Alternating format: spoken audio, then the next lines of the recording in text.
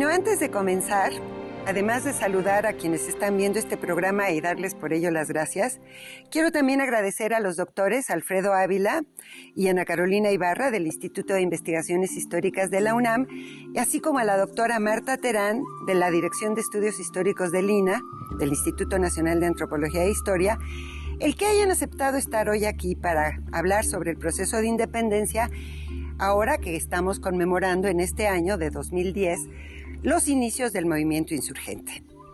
La temática que vamos a discutir en que es el segundo programa del ciclo dedicado a la independencia, es la referida a los principales caudillos del movimiento insurgente. Esto es, a Miguel Hidalgo, quien fuera su iniciador, a José María Morelos, quien se encargó de darle una organización militar y política al movimiento, y a Vicente Guerrero, quien la mantuvo viva a esta insurgencia en épocas muy difíciles y quien participó también en el movimiento trigarante que lleva a la culminación de la independencia. Entonces, empezaremos por el primero de estos caudillos, por Miguel Hidalgo, iniciador de la insurgencia en el 1810 y que ahora en el 2010 conmemoramos los 200 años, y por lo cual ha sido considerado el padre de la patria. Sobre quien tanto se ha escrito y se ha dicho, y sobre quien, pienso yo, tanto debemos todavía de escribir, porque hay que reescribir esta figura del padre de la patria. Y aquí me gustaría empezar por escuchar la visión que Alfredo Ávila tiene. En los últimos tiempos ha estado acercándose a esta figura a la que todos nos hemos acercado de alguna manera. A ver, Alfredo, ¿qué nos puede decir de...?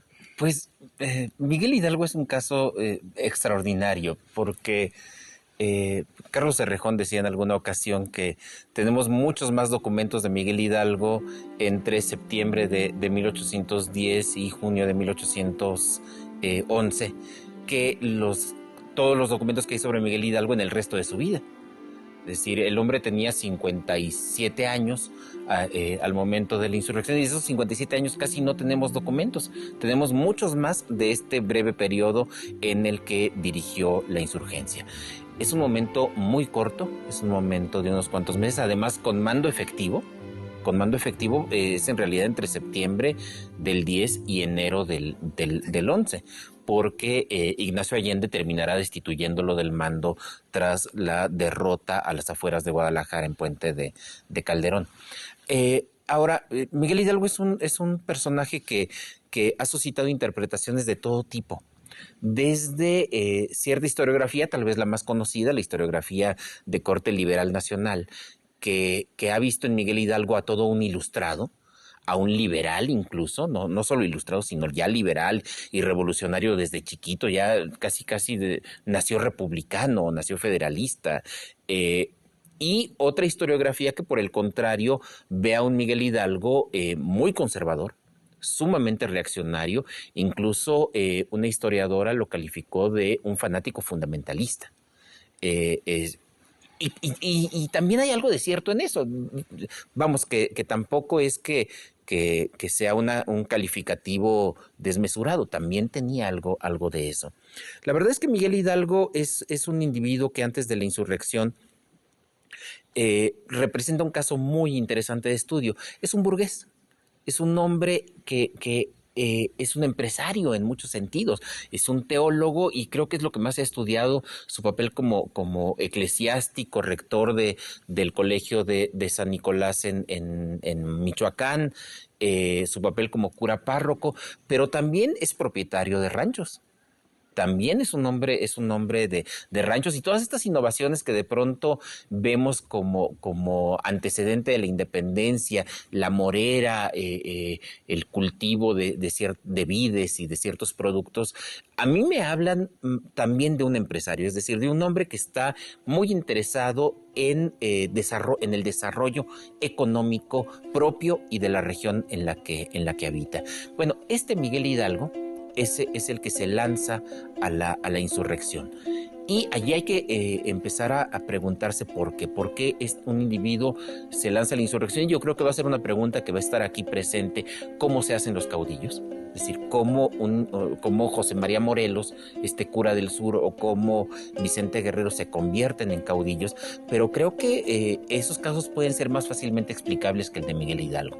Con Miguel Hidalgo hay que tomar en cuenta desde agravios económicos. Hidalgo perderá propiedades por culpa de la consolidación de vales reales, cuando las autoridades le exigen a la iglesia el pago de que se envíen capitales, y la iglesia le cobra de manera sin escapar a los deudores. Miguel Hidalgo pierde algunas propiedades, pero también hay que tener en cuenta aspectos más subjetivos, los miedos. Miguel Hidalgo también era un hombre con miedos, con el miedo de que el reino se entregara a los franceses. Y aquí unas cosas que a mí me gustan mucho, cómo la historiografía de pronto veía ciertas cosas y decía, miren, esto es prueba de que era bien liberal. Cuando Octaviano de Almíbar, este agente francés, pasa por Dolores, los historiadores entonces dijeron, seguramente convenció a Hidalgo de que las ideas revolucionarias francesas eran las buenas. Bien visto, a lo mejor fue al revés. A lo mejor Hidalgo se asustó y dijo, efectivamente, hay agentes franceses. Es decir, efectivamente se puede perder el reino en manos de Napoleón. Es un Hidalgo muy complicado, porque es este mismo Hidalgo que sale a defender a la religión, que sale a defender valores muy tradicionales, que critica a los gachupines, no solo, sí los critica por haber explotado al reino, pero no solo por eso, sino también por ser afrancesados y por ser, decía, afeminados, que llegan a los templos y escupen. Pero este mismo Hidalgo está promoviendo reformas en Valladolid y en Guadalajara, aboliendo la esclavitud, aboliendo tributos, aboliendo alcabalas o reduciéndolas, porque bueno, dada la guerra se necesita cobrar. Es un Hidalgo muy revolucionario en muchas cosas y muy reaccionario en otras. Pues sí, yo creo que siempre reconstruimos las figuras en función de nuestras propias visiones, de nuestros propios intereses. La historia se escribe desde el presente, como se ha dicho, y para el presente, ¿no? Sí. Entonces tenemos que volver a reconstruir esta imagen del padre de la patria, de este Hidalgo que la tenemos muy fuerte. Es una de las imágenes más constantes y más fuertes de la historiografía mexicana, ¿no? Ana Carolina, ¿qué nos podrías decir de...? Para ponerme a tono con la sotana del padre de la patria, que por otro lado no usaba mucho como su vestimenta habitual, según algunos testimonios nos dejan ver. El pecado ha sido también esta visión tan maniquea, ¿no? Esta visión tan esquemática de las figuras y de los lineamientos ideológicos, podríamos decir, de estos personajes. Se nos olvida a veces que es efectivamente una sociedad católica con una cultura católica, y nos cuesta trabajo entender que dentro de esto hubiera un debate que finalmente era un debate de más riqueza de lo que tradicionalmente se ha señalado, y en donde hay pues grandes disidencias, y Hidalgo pues será un gran crítico dentro de esta postura, y sus argumentos vendrán de allá, pero serán empleados críticamente, y eso desde que es premiado como alumno sobresaliente, justamente por hacer críticas a la teología tradicional. Michoacán en ese sentido pues es un semillero intelectual también dentro de esta gente que está yendo a estudiar, primero al colegio jesuita y después a San Nicolás. Entonces, esto por un lado. Ahora, por otro, yo diría también que si vamos a hablar de héroes, esta idea de los poderes creadores del instante que ha sugerido Michel Bovell, es también, digamos, ese Hidalgo previo del cual, como señala Alfredo, tenemos pocos testimonios, algunas referencias más, pocos testimonios escritos por él, mucha actividad sin duda alguna, apreciaciones de este hombre que era el gran sabio, y después este estilo desbocado, digamos, o esta radicalidad que se produce. Y en ese sentido, creo que una de las cosas atractivas a pensar cuando hablamos de héroes de la independencia, y lo veremos también con Morelos, es este poder del instante en donde algunos, quizá podemos decir, Allende era el que tenía la iniciativa, es el quien va a llamar a Hidalgo, según parece todos los hallazgos historiográficos recientes, pero efectivamente el que toma un papel de liderazgo, el que saca, y que lo era, y sí también podemos verlo como una continuidad en la figura de Hidalgo, de todas maneras, digamos, el estallido de una situación inesperada, y creo que eso sin duda alguna está, que estos momentos en que da un giro la historia, es un gran desafío para los protagonistas, ¿no? Y en ese sentido, pues, Hidalgo entonces, en estos meses mucho más breves, va a desplegar una serie de cosas y nos va a dejar muchos más testimonios que en la etapa previa.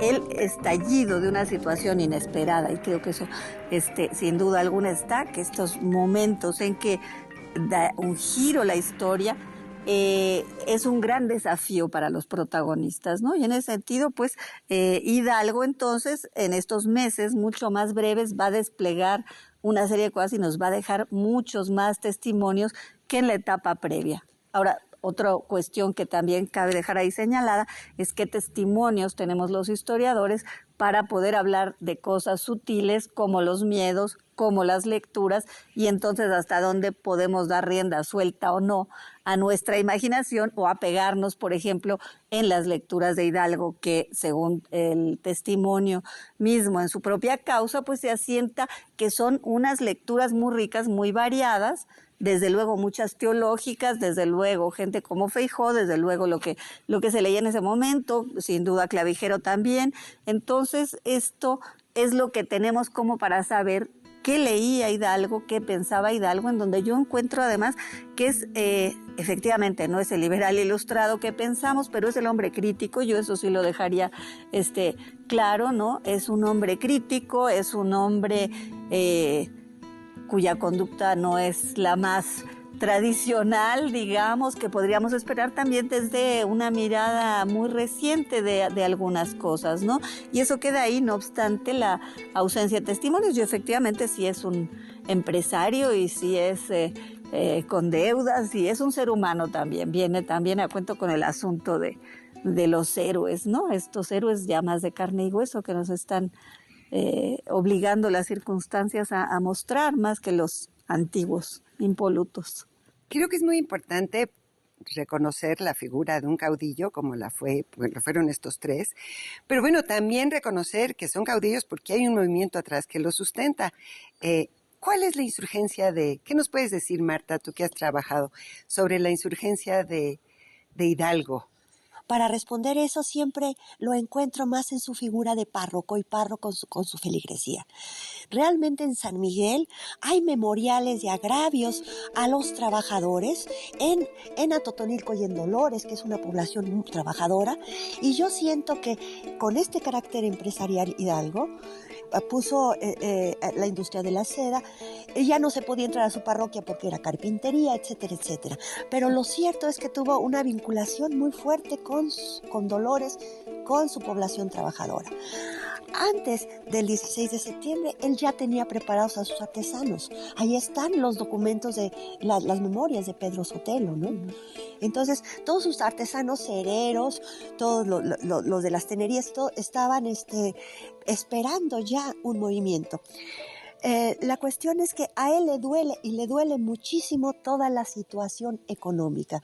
Y entonces él, siguiendo la tradición, además de siguiendo el pensamiento, el planteamiento de los conspiradores de Valladolid, también está preocupado por cosas muy, muy concretas, pero tampoco son ideas suyas. Yo creo que este es el espíritu de la Ilustración.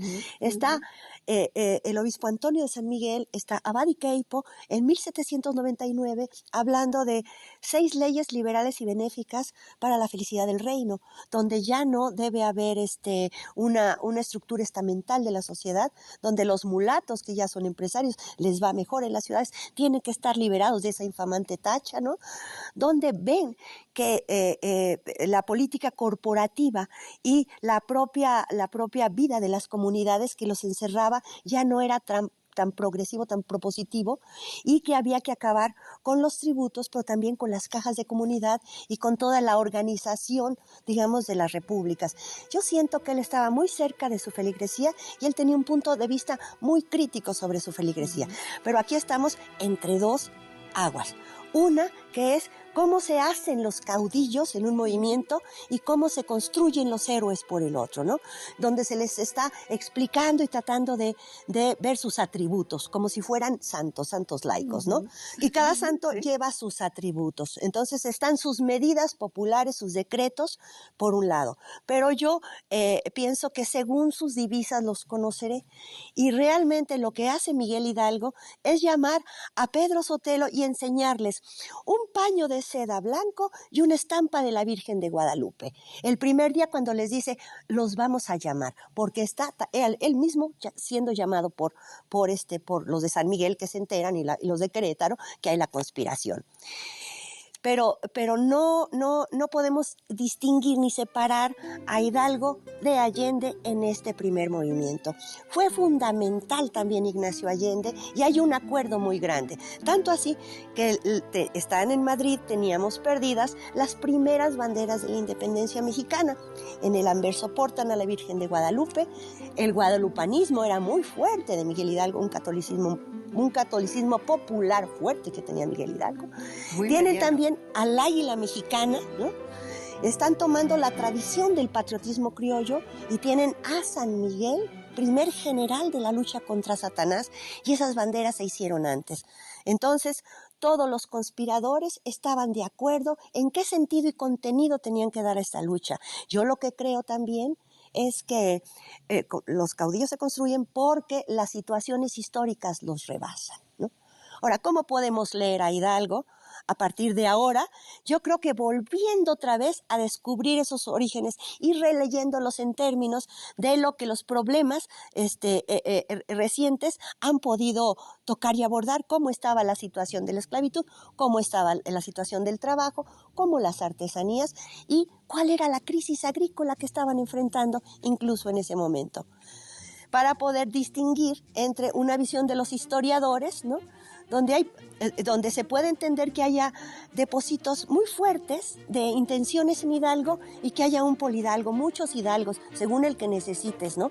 O el hidalgo de la historia patria, el monohidalgo, que como se lo prefirieron fue ese abuelito sabio que daba consejas, el hidalgo que necesitamos pues para la construcción patria de México, que es el que la está construyendo justamente. Bueno, y hablando de construcción de este México, creo que es más constructiva, muchísimo más. La primera etapa, la de Hidalgo, es muy destructiva, sobre todo en cuanto al orden político y en cuanto a cuestiones económicas. Sí, realmente es una insurgencia.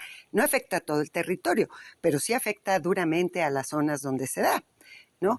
Pero el que entre en una etapa constructiva es el segundo caudillo que tenemos que abordar, que es José María Morelos, ¿no?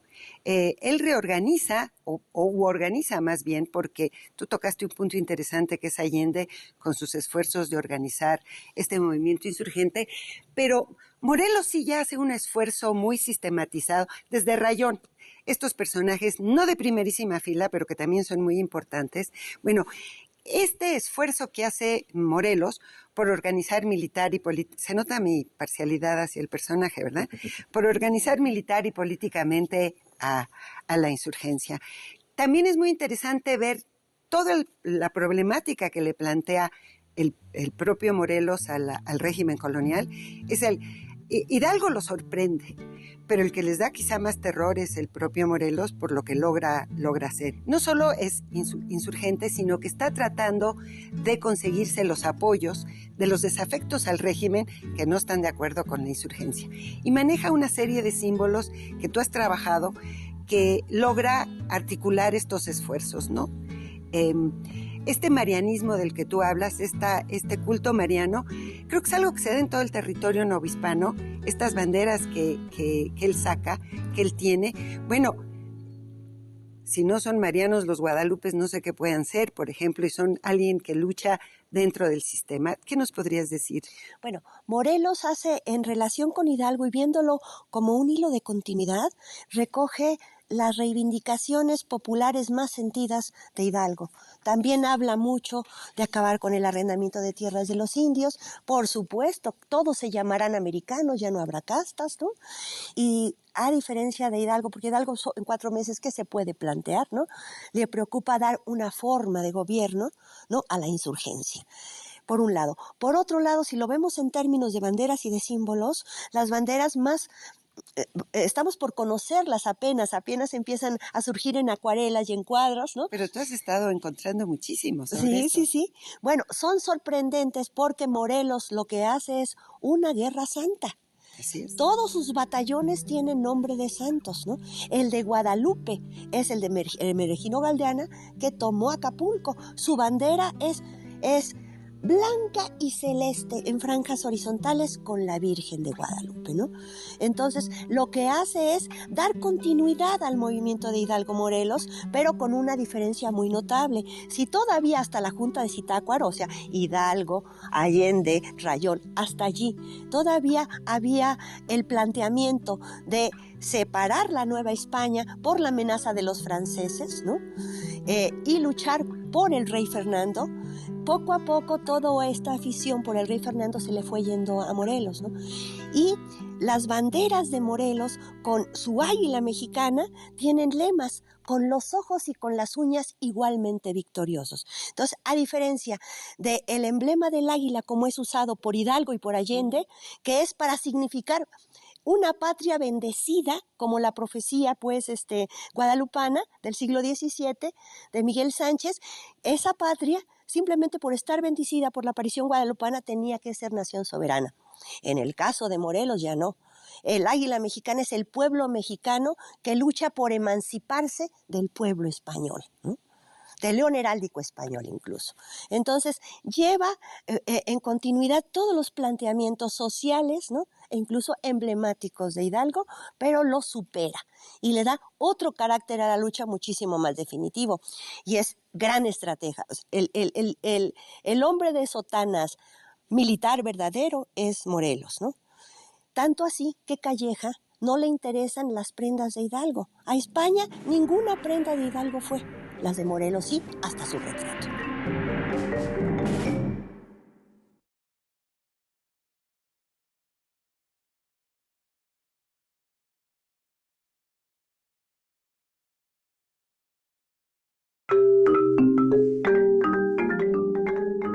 Bueno, Morelos hace en relación con Hidalgo y viéndolo como un hilo de continuidad, recoge las reivindicaciones populares más sentidas de Hidalgo. También habla mucho de acabar con el arrendamiento de tierras de los indios. Por supuesto, todos se llamarán americanos, ya no habrá castas, ¿no? El hombre de sotanas militar verdadero es Morelos, ¿no? Tanto así que Calleja no le interesan las prendas de Hidalgo. A España ninguna prenda de Hidalgo fue. Las de Morelos sí, hasta su retrato. Pues yo creo que sí sería importante comentar algo en cuanto a los espacios donde se van dando estas insurgencias, ¿no? Donde se da el movimiento Hidalgo es uno, donde se da el de Morelos es otro. Bueno, todavía el de Guerrero lo siento más cercano al de Morelos, pero ¿qué nos puedes decir de los espacios de la... Bueno, pues el caudillo del sur, pues sin duda alguna será Morelos, ¿no? Y la tierra que le será fiel, porque hay que anotar que eso ya hablaremos creo más adelante, que las poblaciones también cambian de parecer a lo largo de la lucha de independencia, y la que sí se mantendrá fiel todo el tiempo será pues lo que corresponde a la costa del Mar del Sur, ¿no? Entonces toda lo que sería hoy el estado de Guerrero y la región de Tecpan tan querida por Morelos y que tanto lo sustentó y donde finalmente él vuelve después de haber hecho otros, no sé si decir coqueteos o movimientos sobre determinadas regiones, como es el caso de Oaxaca, ¿no? Donde incursiona brevemente, pero finalmente donde plasma su proyecto es en la nueva ciudad de Chilpancingo, que él prácticamente crea. Yo creo que esto es interesante para cómo determinadas ciudades, espacios adquieren relieve para la formación posterior con la politización que se produce en estas zonas. Entonces sí, sin duda su espacio en el sur, y tal vez para no extenderme, recordar nada más que en las vísperas de la entrada a Oaxaca estaba esta discusión de la que, digamos, en términos de difusión se conoce poco, que era si la figura del rey sí o la figura del rey no, en aquellas cartas en donde entre Rayón, que era el presidente de la Junta, y Morelos, se hace un intercambio y en alguna carta dice Morelos, pues el nombre de del rey, un poco dudando de si seguir manteniendo esta imagen o no del rey. Y la sorpresa es que, bueno, entra Morelos a Oaxaca con una jura de las más solemnes, de las más vistosas, en donde realmente es un momento, yo creo, para los que estudian fiestas y ceremonias, un momento muy interesante al amparo, pues, de la figura del monarca. ¿Cuáles son las influencias que recibe en la organización política del movimiento insurgente, del movimiento insurgente de Morelos, ¿no? Porque creo que es interesante mencionar este enorme esfuerzo de Morelos. Primero es, desde luego, Rayón con la Suprema Junta Nacional Americana que establece en Zitácuaro en agosto de 1811, pero bueno, el órgano de gobierno alterno que sí llegó a ser, aunque por poco tiempo, el Supremo Congreso Nacional Americano establecido en Chilpancingo, pues es como recoger de muchas cosas, ¿no? De muchas fuentes. Sí. Bueno, lo más interesante del proyecto lanzado con el Congreso americano, con el Congreso de Anáhuac, es que radicaliza un montón de tradiciones políticas. En Morelos y en la gente del Congreso encontramos, por ejemplo, la tradición ilustrada reformista. Esta tradición a la que se hacía referencia Marta Terán, que viene del obispo Antonio de San Miguel, con Abad y Queipo, la necesidad de acabar con las distinciones de castas, la necesidad de acabar con la esclavitud, vamos. Allí viene esta tradición y la recupera Morelos. Y Morelos la recupera muy pronto. En el plan del Aguacatillo de noviembre de 1810 ya están plasmadas allí estas ideas. Pero después se van complementando con otras lecturas, se van complementando con nuevas influencias. José María Cos me parece muy importante, particularmente hacia 1811, cuando ya convierte la guerra civil, que hasta entonces había sido una guerra civil, la convierte en una guerra por la independencia. Ya es una guerra entre dos naciones. Y allí, en el manifiesto que acompaña al plan de paz y al plan de guerra de José María Cos, lo que se nota es una fuerte presencia del pensamiento justnaturalista, particularmente de Hugo Grocio, y toda esta teoría acerca de que las naciones son poderes soberanos que están sujetas a una serie de leyes internacionales no escritas, pero que todos asumen. Entonces lo que Cos dice es, esas leyes funcionan para nosotros porque nosotros somos la nación americana que nos estamos enfrentando a la nación española. Esto es muy, muy interesante porque Simón Bolívar después lo va a recuperar para Venezuela precisamente con el decreto de guerra-muerte. Es este esfuerzo, creo yo, americano de convertir las guerras civiles en guerras de independencia. Luego tenemos la influencia española, que también es muy importante. Sabemos que y por su propio testimonio, que José María Morelos entregó a los constituyentes en Chilpancingo copias de El Espectador Sevillano, que fue un periódico que se publicó, por supuesto, en Sevilla en 1809 y que después se va a reimprimir muchas veces. A mí me parece que es uno de los periódicos españoles que más se reimprime porque hace toda una propuesta sobre el establecimiento de los gobiernos representativos, cómo debe darse la representación política.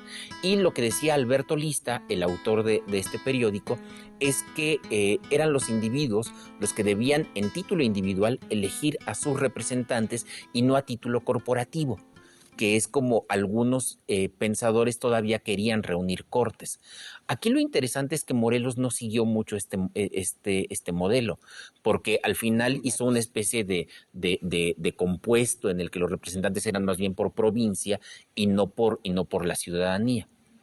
La Constitución de Cádiz, que se había promulgado en 1812, también está presente en el ideario que anima a los constituyentes de Anáhuac. De hecho, la Constitución de Apatzingán, toda la parte de materia electoral, es casi una transcripción de aquella Constitución española. Y la Constitución de la Convención Francesa, la Constitución del año 3 de la República Francesa, en el diseño del Poder Ejecutivo. Un poder ejecutivo, y aquí viene lo más importante, republicano, así es, no monárquico. Y cuando digo no monárquico, quiero que se entienda el sentido más puro de la palabra monarquía, el poder en manos de uno, porque no solamente de un rey, pero tampoco de un presidente. Entonces es un triunvirato. Es un poder ejecutivo colegiado.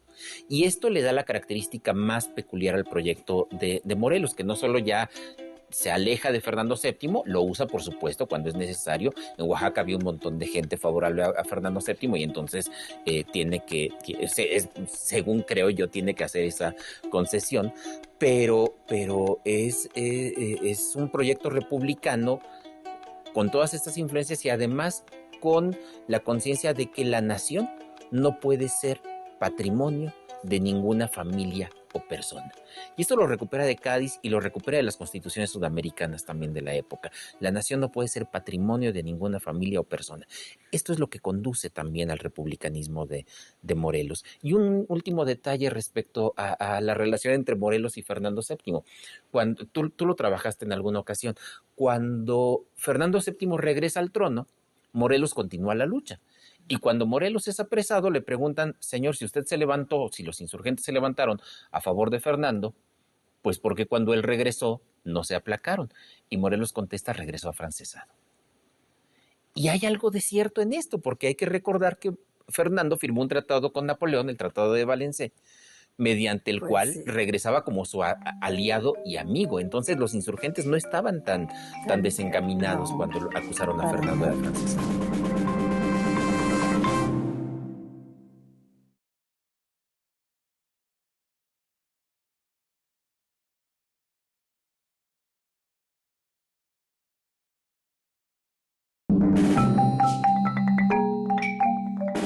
La nación no puede ser patrimonio de ninguna familia o persona. Esto es lo que conduce también al republicanismo de Morelos. ¿Cómo consiguen información? ¿No? Eso a mí me maravilla. Llega mucha información a la Ciudad de México y de la Ciudad de México sale, pero todos están enterados de todo. Sí. Yo creo que la comunicación verbal es enorme y escrita desde luego, gracias a Dios, porque ahí tenemos un riquísimo material en los archivos de una cantidad de correspondencia impresionante. Y bueno, y el propio gobierno no manda una sola carta a España en un oficio informando de tal, manda 3 o 4 traslados por si alguno se pierde en el camino, y esto nos ha facilitado mucho la tarea. Se ha trabajado mucho, o hemos trabajado más a lo largo de 200 años, la primera etapa de la insurgencia. Creo que la que amerita también una enorme concentración y un enorme esfuerzo de estudio organizado es a partir de Morelos. A partir de Morelos, ¿qué pasa con esta insurgencia tan desperdigada por todo el territorio? Y bueno, llegamos así al otro caudillo que tenemos que tratar en esta mesa, que es Vicente Guerrero, ¿no? Sí creo que es la etapa de 1815, después de la disolución del Congreso en Tehuacán por Mier y Terán, y la muerte de Morelos unos cuantos días después, hasta el Plan de Iguala, digamos, hasta el movimiento trigarante, es una etapa realmente poco estudiada. Creo que es muy interesante que ahora, en esta revisión que podemos hacer a propósito de las conmemoraciones bicentenarias, volver de nueva cuenta la mirada a estas insurgencias. Para mí no es una sola, realmente son como variantes de un mismo movimiento, incluso encuentro varias insurgencias. Yo creo que esto habría que replantearlo a partir de esta revisión, después de haber aprendido tantas cosas de que hemos estudiado esta revolución hispánica que engloba a los procesos americanos, ¿no? Y bueno, volver la mirada también sobre ciertas etapas que no hemos trabajado tanto, como es la que sigue a la muerte de Morelos, a la disolución del Congreso, del Supremo Congreso Nacional Americano, que hace Mier y Terán en Tehuacán. ¿Qué pasa de 1815, diciembre de 1815, que es cuando muere Morelos y cuando se disuelve el Congreso, al movimiento trigarante, a Agustín de Iturbide? Creo que esto es una etapa muy interesante, de una insurgencia muy desperdigada, pero que incluso militarmente, yo no me la imaginaba así, pero el Criston Archer me la ha hecho ver de esa manera, que es una insurgencia tan desperdigada, pero tan fuerte, digamos, tan movida, que causa que la contraparte, que la contrainsurgencia, sea muchísimo más difícil de llevar a cabo, ¿no? Pide más recursos, pide más hombres y tal. Bueno, en esta etapa, desde luego destaca Vicente Guerrero, porque esta insurgencia tan desperdigada que existe no tiene ya un centro común, como la pudo tener la de Morelos, o la intentó en un principio Hidalgo, sino que es Guerrero uno de los que está haciendo estos esfuerzos. Así que pues sí creo que es un caudillo que merece un lugar importante en el panteón de nuestra historia. Y bueno, doctora Ibarra, ¿qué nos puedes decir de Vicente Guerrero en su insurgencia en el sur, no? Bueno, pues es un individuo muy representativo de la región Tixtla y zonas aledañas, y su pasado también como arriero le da una capacidad de relación con la gente de la zona. Entonces, pues yo creo que es una figura clave que se ha puesto el acento en las limitaciones de su preparación, sobre todo si hemos estado hablando de tres figuras en términos de sus antecedentes intelectuales, pues la relevancia de Hidalgo, luego Morelos, que es una vida más compleja en términos de su formación, que hace todo un esfuerzo para llegar a estudiar después de ganárselo, digamos, y entra a una edad ya mayor, y luego, bueno, Vicente Guerrero, que sí, finalmente se leía, escribía, eso es cierto, pero que la historiografía también se ha planteado preguntas respecto a la formación de este personaje, y que también tenemos pocos testimonios. Finalmente, más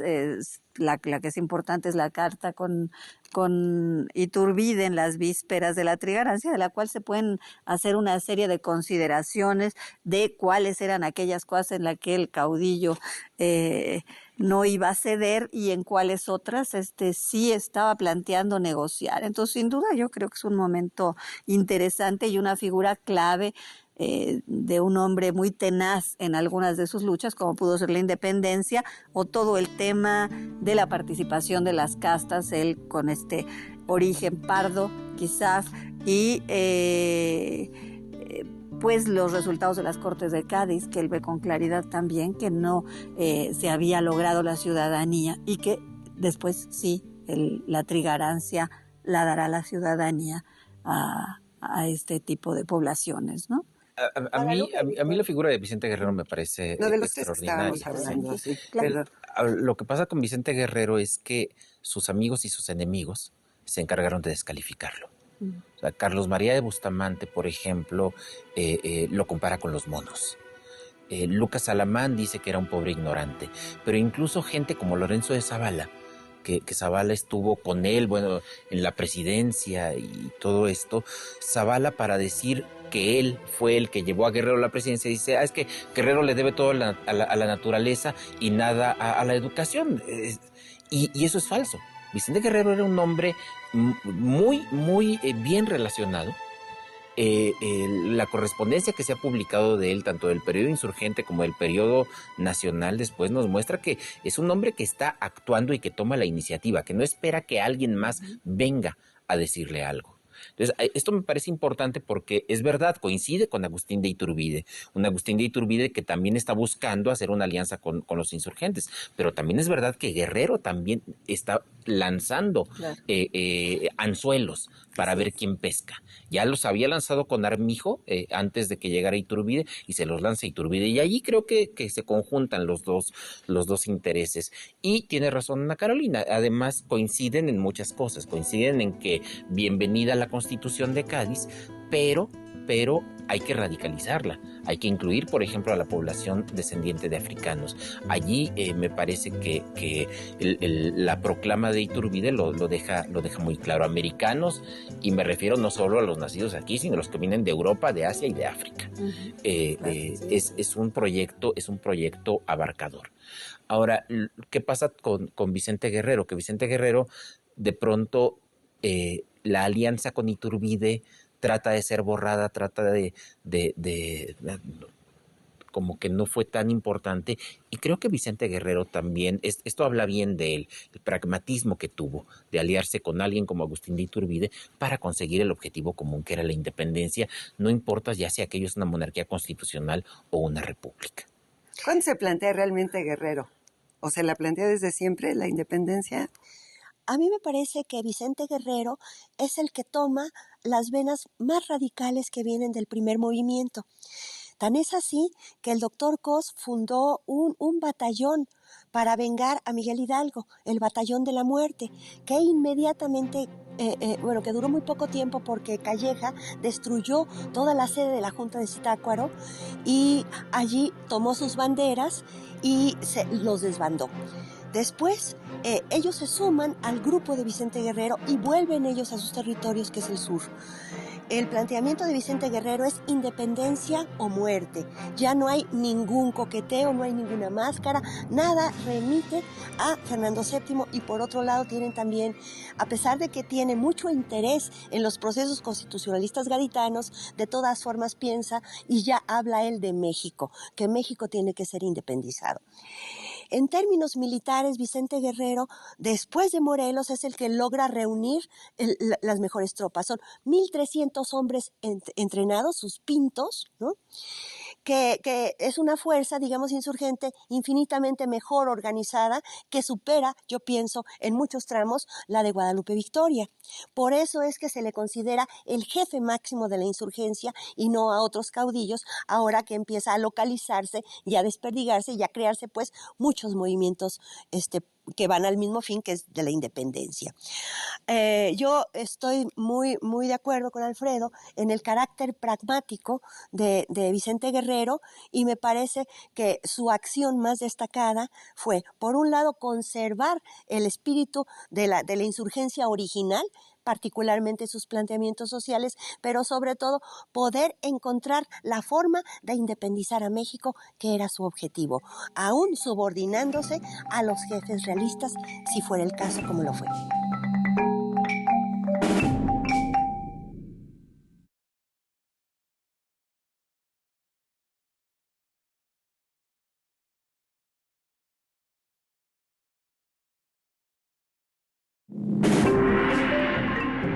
¿Cuándo se plantea realmente Guerrero?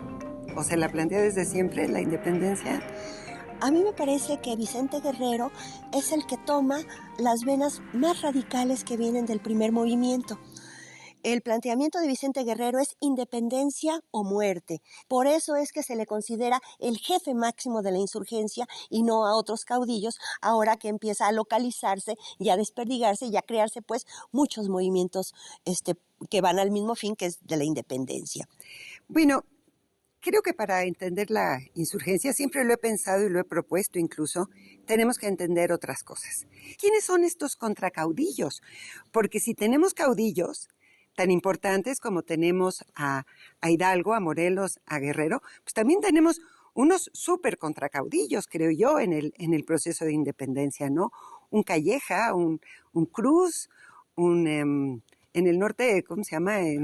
Arredondo, Armijo, bueno, y que además son los que ganan de alguna manera, ¿no? Les ganan a los insurgentes en muchos momentos. Entonces sí me gustaría comentar algo aquí sobre estos contrainsurgentes, ¿no? Bueno, lo primero que hay que decir es que efectivamente, sobre todo en un inicio, la línea divisoria entre insurgencia y unión con España era muy frágil. El propio Cos da un buen ejemplo de eso. José María Cos estaba en la terna en 1809 para ir a la Junta Central. Si Cos hubiera ido a la Junta Central, si hubiera salido en el sorteo, pues hubiera tenido una historia bien distinta. Y la propia ciudad de Zacatecas, que lo eligió, en 1810 manda a José María Cos a ver a Hidalgo, a ver qué quiere Hidalgo, pero manda a Gordoa como diputado a las Cortes de Cádiz. Entonces, ¿cuál es la línea entre la insurgencia y la unión con España? Eso en un principio. La línea se fue trazando después con más claridad. Y es cuando surgen estos grandes caudillos y surgen también los intelectuales realistas. También. Por ejemplo, a Díaz Calvillo, que lo conoce muy bien, Marta Terán, pero Mariano Eberistain, que había sido un promotor de lo americano y que dice, no, insurgencia, nada. O Manuel de la Bárcena o el propio Abadiqueipo. Y sin duda los más destacados son estos grandes militares como Félix María Calleja, a quien incluso un hombre como Carlos María de Bustamante, el gran escritor de la independencia, le dedica un libro, Las campañas de Calleja. Para alguien como Bustamante, con todo lo admirador que era de Morelos, pero Bustamante terminó reconociendo que Calleja era un gran estratega y un gran militar. Y lo incluye en el martirologio de los primeros insurgentes. Sí, porque dice que coqueteó un poco con la idea de dar el golpe o no dar el golpe en su enfrentamiento con Venegas, ¿no? Sí. Entonces sí, realmente es interesante la figura de Calleja en muchos sentidos, ¿no? Es muy, muy interesante y particularmente la estrategia que aplica para que sean los propios pueblos los que se defiendan de la insurgencia, y los pueblos se van a defender de la insurgencia, pero también de los otros, de los realistas. Y que él sabe que es un arma de doble filo, sabe que se le puede escapar de las manos, pero hay que reconocer, a diferencia de lo que hizo Hidalgo, que es una estrategia que le funcionó muy bien. Hidalgo siempre se negó a que los pueblos que había ido ganando tuvieran su propia guarnición. Hidalgo prefería un gran ejército y fracasó.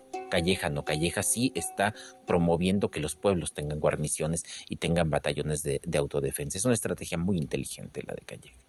¿Alguien quisiera comentar de los me caudillos quedé intelectuales, pensando, de la contrainsurgencia ideológica? bueno, que quizá Beristain a lo mejor sea una de las figuras más relevantes, porque además nos lega todo este testimonio que es su biblioteca, consignando la historia de la cultura americana. Entonces, esto muestra la ambigüedad de estas figuras y la necesidad de enriquecer nuestros conocimientos para tener figuras más ricas desde el punto de vista humano, intelectual, político, ¿no?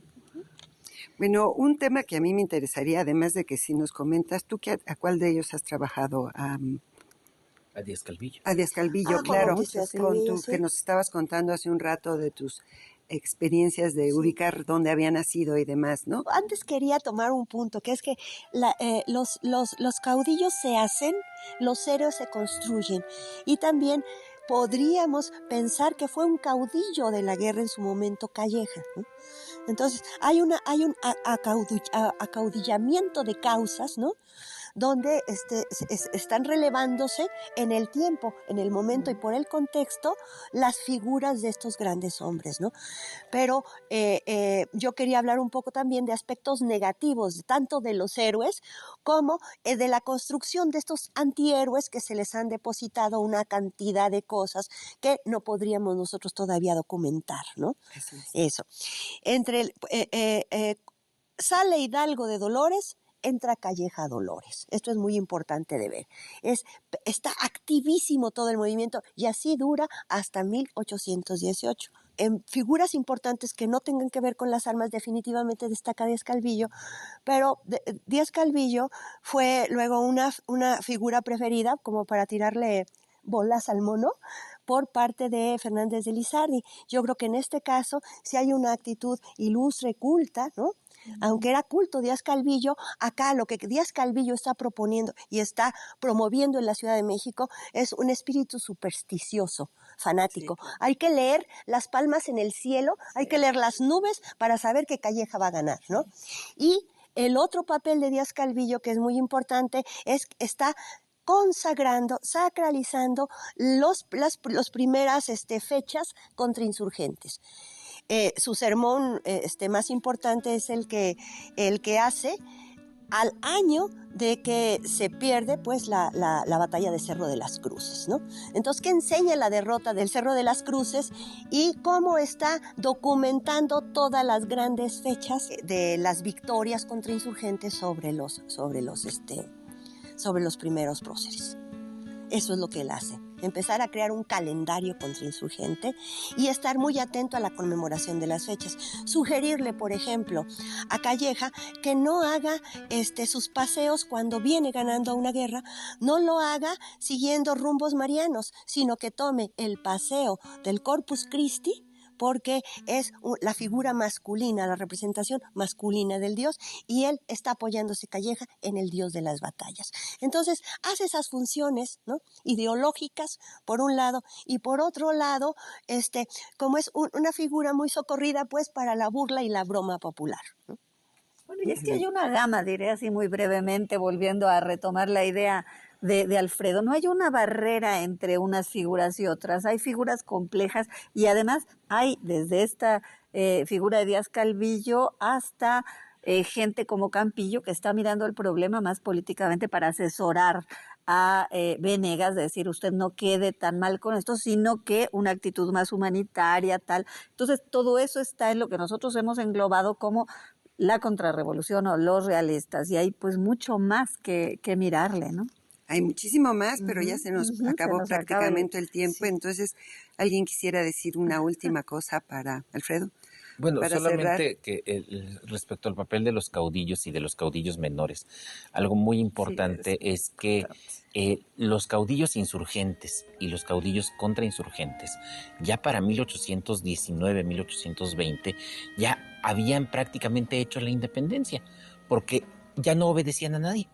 Vamos, Arredondo en el norte ya no obedecía al virrey, Cruz en Guadalajara ya no obedecía al virrey, como que ya cada uno se había afianzado tanto en su territorio que en la práctica, aunque no quisieran, estaban ya rompiendo el cordón con España, porque estaban ya actuando de una manera absoluta. Digo, tampoco creo que sea la mejor manera de llegar a la independencia, pero parece que esto estaba sucediendo. Álvarez en el sureste. Quizá no O por sea, no menos. solo era la Nueva España en relación con España, sino las distintas Las regiones. en relación con Y eso va a incidir en el México de después, ¿no? No por menos heroica, cumple también su papel en función de empujar un proceso, es en esa fase, digo yo. Claro que sí, claro que sí. Bueno, pues finalmente, para terminar ya, debo agradecer otra vez a mis queridos amigos que están aquí por todo lo que saben y por todo lo que nos compartieron, y desde luego al público que está viendo este programa, porque pues nos da una oportunidad para nosotros única de poder comunicarles nuestras inquietudes, nuestros intereses y los conocimientos que hemos estado trabajando. Muchas gracias.